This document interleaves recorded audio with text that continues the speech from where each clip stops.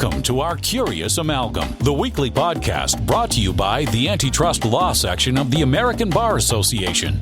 Our Curious Amalgam explores the fascinating and increasingly overlapping world of competition, consumer protection, data protection, and privacy law. Each week, we bring you leading global experts on the most compelling issues of the day. Enjoy the show. Welcome to Our Curious Amalgam, the podcast from the American Bar Association Antitrust Law section. My name is Christina Ma, and today's episode is No More Clouds on the Horizon, the UK CMA's investigation into Microsoft's acquisition of Activision Blizzard. Few transactions have garnered as much public attention as Microsoft's proposed acquisition of Activision Blizzard. The deal was announced on January 18th, 2022. Nearly 20 months later, as we record this episode in early September 2023, the transaction has still not closed as the parties await antitrust approvals in the UK and Australia and face a pending Ninth Circuit appeal in the United States by the Federal Trade Commission. In this episode of Our Curious Amalgam, we'll explore the winding path of the UK CMA's review of the transaction. Joining me today is my co-host, Matthew Hall. Welcome, Matthew. Thanks, Christina. So who's our guest today? Our guest today is Bruce Kilpatrick. Bruce is head of law firm Addleshaw Goddard's competition practice based in London. He advises on antitrust enforcement, M&A transactions, market investigations, and competition enforcement matters before both the UK Competition and Markets Authority, the CMA, and sectoral regulators in the UK. And he has extensive experience of both advisory and litigation matters. Hello, Bruce. Hello, Matthew. Hello, Christina. Thank you for inviting me. Thank you very much for coming on. As Christina intimated, this is a remarkable transaction, probably the most remarkable recent merger control saga that I've seen in the UK. Twists and turns and things we've never seen before and unexpected results.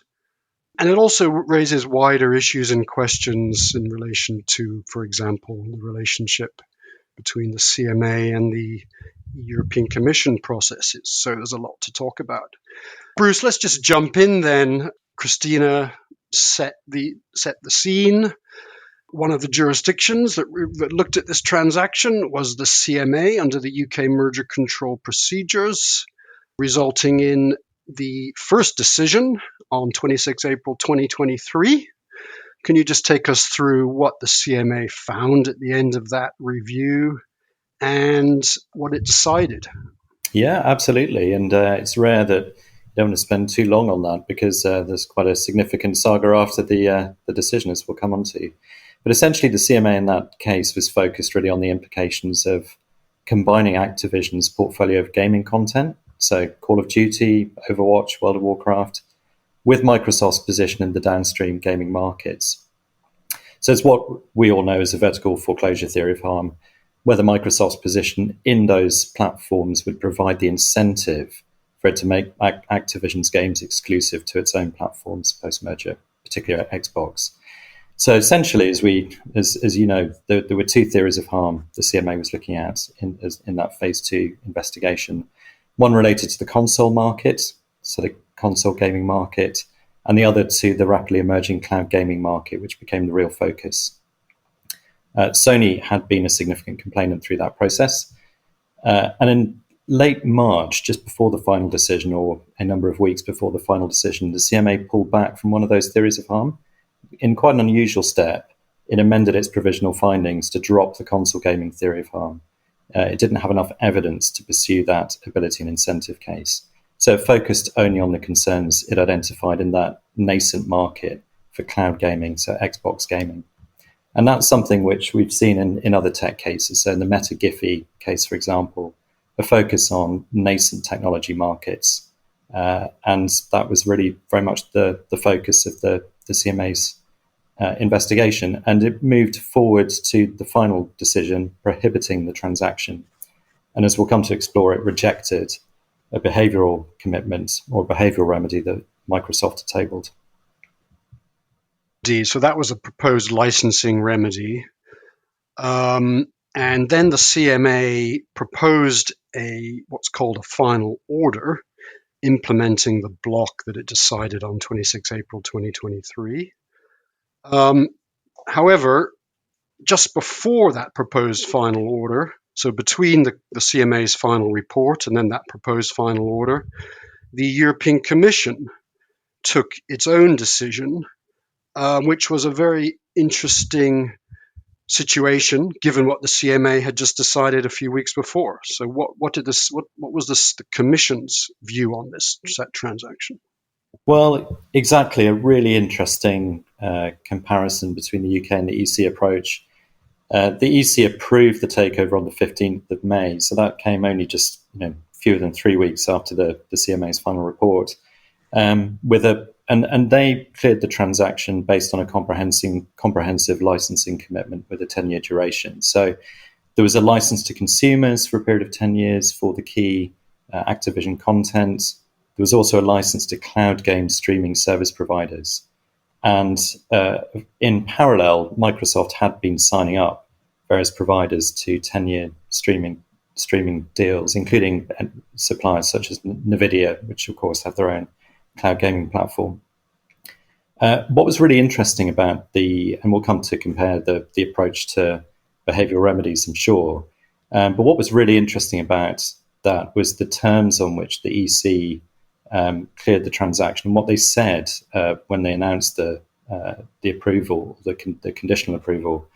They effectively said that not only did the remedies that were tabled address their concerns, but that they're actually pro-competitive, in that they would mean that the Activision games, the Activision titles would be distributed to a broader range of consumers. So that I really did quite jar with the UK's approach, which had obviously considered but rejected a similar package of behavioural remedies. As you say, the proposals were very similar to each other. The proposal that Microsoft put to the CMA, which was rejected, and the proposal Microsoft put to the European Commission, which was accepted. And yeah, it was very interesting. The Commission was really patting itself on the back, saying, look, we've accepted these remedies. It's even better than a normal divestment. We're going to open up this cloud gaming market. I thought that was quite a remarkable, there were some remarkable comments being made at that time. Regardless, so the European Commission has been ticked off by the parties. Meanwhile, the process in the UK moves to its next stage, which was Microsoft appealing the CMA's final report blocking the transaction, so appealing that decision to the UK Competition Appeal Tribunal, the CAT. That was filed on 24 May 2023. And there was, firstly, can you just take us through very quickly what Microsoft was arguing, the basis for that appeal? Yeah, so the basis on which you can appeal CMA merger decisions is what we call a judicial review standard. So not an appeal on the merits. It's not a rehearing of the case. It's effectively looking at the legality of the CMA's decision. Did it act illegally, irrationally? Did it fail to take a particular piece of evidence into account? Did it reach a decision that a reasonable regulator in its position would have reached? And providing the CMA can show that it meets that standard, then the appeal will be dismissed. And we've seen a number of appeals, both in horizontal but also vertical cases that have been taken before the tribunal. And the win rate is remarkably low with the CMA because of that deference, the margin of discretion given to the CMA. So what Microsoft was essentially arguing, it raised a number of grounds of appeal, but what it was really arguing was against that judicial review standard that the CMA had erred in rejecting the behavioural remedies that had been tabled, and that it had also made various other errors in its analysis of the cloud gaming theory of harm. Yeah, so Microsoft appealed both in relation to the CMA's substantive decision on the vertical foreclosure aspects you'd mentioned, Bruce, and also on the argued that the remedy went too far, or the remedy which was the decision not to accept the remedy was incorrect. And then this is where I think we get into a very interesting situation. So far, as you say, I think most commentators were assuming we were in a normal kind of judicial review type situation, and Microsoft would struggle to win any of those grounds. But then it got into some procedural discussion, and the CAT eventually ended up adjourning the appeal at the request of both Microsoft and the CMA. And it's useful to go into this because it sets up the later discussion as well, of course. So could you just take us through that adjournment decision of the CAT? Yeah, absolutely. Really, really interesting case before the tribunal. It was on an expedited timeline, so quite a lot of timing pressure, not only on Microsoft and its advisors, but also crucially the CMA, to look at this, to consider the grounds of appeal, which were looking at effectively the correctness of the conclusion on the adverse competition finding, but also looking at what Microsoft had said was the disproportionate rejection of its proposed remedy. And what we saw getting into the hearings, or at least getting into the case management conference before the actual hearing itself, the hearing was scheduled on quite an aggressive timeline. And we were in a position where it became clear that whilst the CMA was consulting on the draft order, Microsoft was also, of course, in parallel during the appeal proceedings, making ongoing submissions on effectively remedy type grounds to the CMA, how they could address these concerns, even though the final report had been published and the consultation on the draft order prohibiting the transaction was ongoing. So Microsoft put in a paper effectively saying that there were material change of circumstances, or in the alternative, special reasons, unusually to not follow through on the draft order and not follow through in prohibiting the transaction as set out, as set out in the terms set out in the final report. And that was the basis on which effectively the CMA and Microsoft were keen to see an adjournment, an extra time for the consideration of Microsoft's arguments in relation to the draft order and for the consultation on that draft order. And of course, what that draft order must do is it must implement the terms of the final report prohibiting the transaction, unless there are those material reasons, special reasons, or material change of circumstances which justify a change in approach or justify an alternative solution. So the CAT agreed that there should be an adjournment in order to allow these steps to take place. And as you say, Bruce, normally you have the final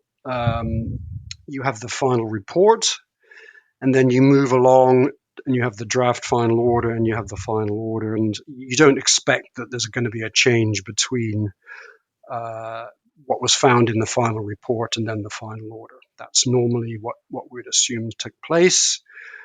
Very rare for there to be any discussion in that period. However, following the adjournment, the CMA then put out that Microsoft paper that you mentioned for consultation in order to get, and the CMA commented at the time that this was a very rare submission, trying to get a change to what would be the normal final order. What was Microsoft arguing specifically in those submissions? Why would there be these special circumstances justifying the CMA rowing back on just its normal block?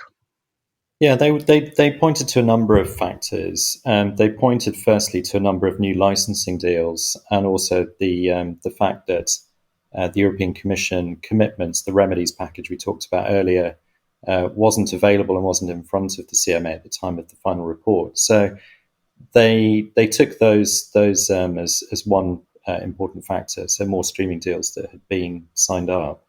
The second was sort of a key development, really, which was out of jurisdiction in parallel. And another really interesting point in the dynamic, if not necessarily for the legal case in the UK, was that the FTC's attempt to block the transaction in the States by way of injunction had failed, or at least and allied to that, that Microsoft had in fact signed had finally managed to sign an agreement with Sony, which of course Sony had resisted all the way through both the UK and the EC processes in a bid to see the transaction prohibited. So those were two, as Microsoft put forward, key changes in circumstances. They also said there had been some new material and data from the US trial, from the US proceedings that I mentioned. And they also mentioned, of course, that they were discussing a potential restructured transaction with the CMAs. They took all of those sort of in the round, if you like, in saying there was unusually material change in circumstances and or special reasons.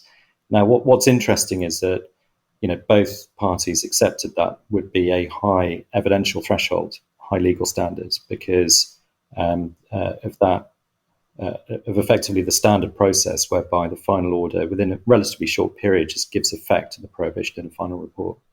So that was the issue that effectively gave rise to the adjournment application, which was accepted.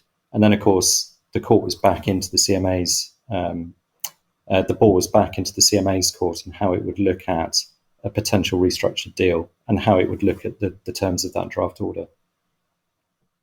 So the CMA consulted on that Microsoft submission, which made those points that you just mentioned, Bruce. I think at this point, most people were, or a lot of commentators were still saying, well, if Microsoft is going to win this, in other words, overturn or change the CMA's decision, it's going to be by changing the terms of the final order on the basis of the existing transaction. Although I think it's fair to point out that the CMA, certainly in interviews that I saw, the Sarah Cardell, the CEO of the CMA, had commented a few times that new remedy proposals could not be accepted post the final report.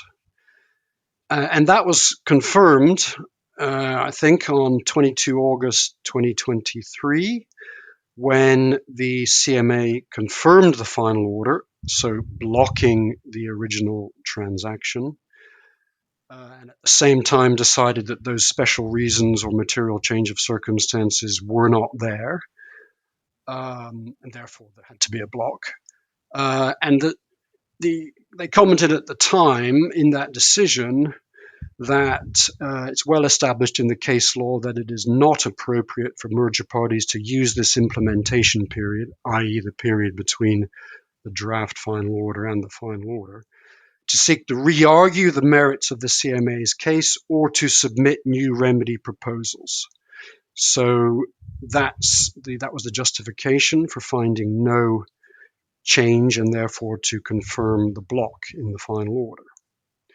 And at the same time, so there's three prongs of this, Microsoft notified a new transaction. So back to the start, back to phase one. And that inquiry also started on the 22nd of August 2023 with a phase one deadline of 18 October 2023, which is where we are now. So what is that transaction about? Well, good question. So you're right. I think the best way to look at this is the CMA looked at how it could respect its existing processes whilst keeping an open dialogue with Microsoft on the potential for a restructured transaction. I think the point you've picked out there is in relation to Sarah Cardell's communications is key. She was consistent in saying that effectively they would need to look at the terms of a restructured deal, which Microsoft put forward. And as you mentioned, the key debate really amongst practitioners was, well, would that result in effectively an abandonment of the final order on the basis of material change in circumstances or special reasons, or would they go through with it? And what we discovered late August, as you say, is that they prohibited the main transaction, but they were at the same time clear that they were considering a restructured transaction. What is that restructured transaction?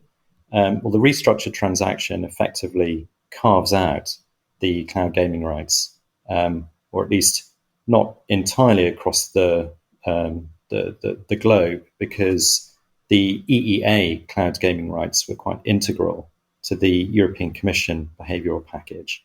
But effectively, the restructured deal carves out, with the exception of those European rights, the cloud gaming rights to the Activision titles, both for current titles but also future titles. And Microsoft has proposed, at this stage hasn't concluded, it's proposed and notified a transaction with a French company, Ubisoft, which has proposed to take on that business. And it's that transaction that's now being considered, as you say, with a mid-October deadline by the CMA. And if you think about it, really, that ticks a number of boxes. Firstly, it means that the original CMA decision is intact and it preserves the CMA's credibility and the independence of its inquiry group's decision. But it also means that the CMA, secondly, obviously for the merging parties, it provides a clear route through now for this transaction.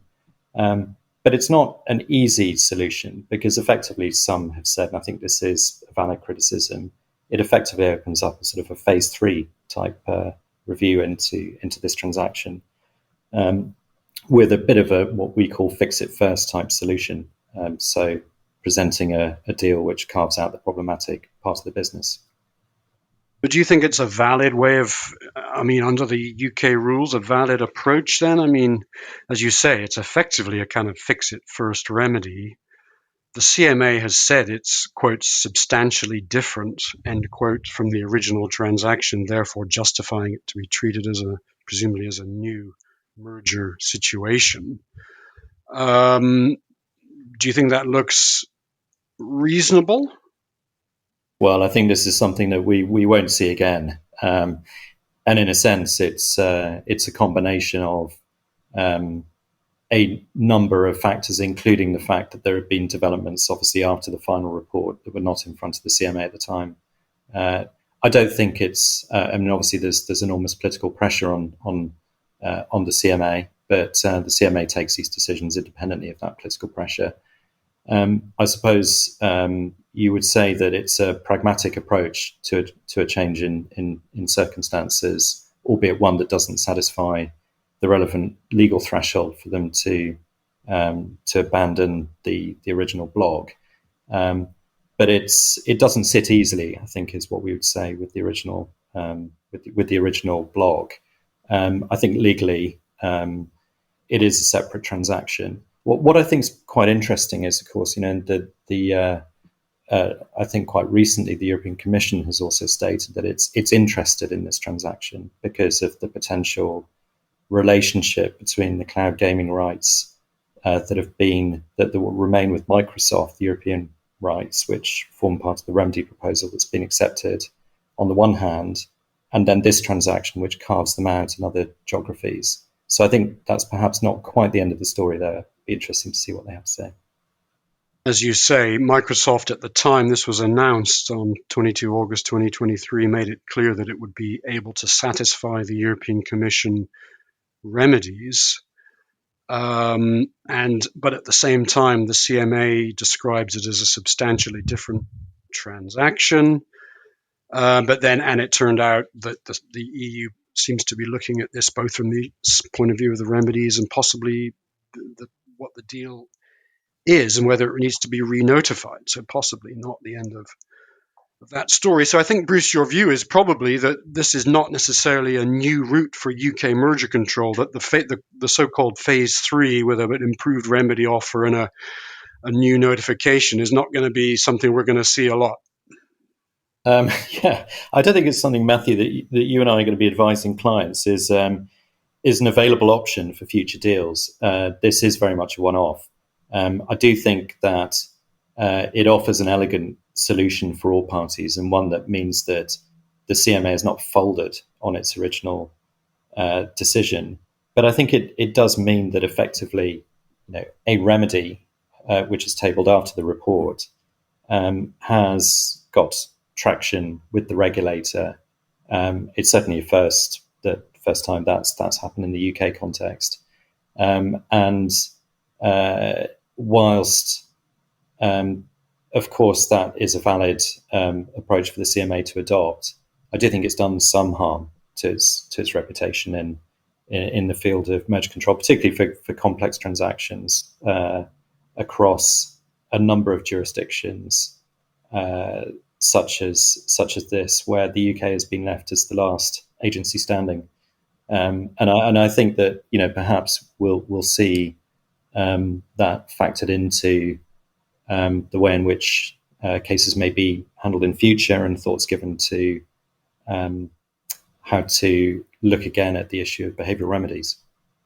I think that's right, Bruce. I mean, maybe the CMA was accepting that it overreached in the first place, and also, I mean, it's interesting. They in the press releases at the time on 22 August, it was referred to this Ubisoft transaction is referred to as a divestment, but certainly you could argue that it's really more of a behavioural license arrangement dressed up as a structural solution, with some ongoing links between the parties, i.e. Microsoft and Ubisoft.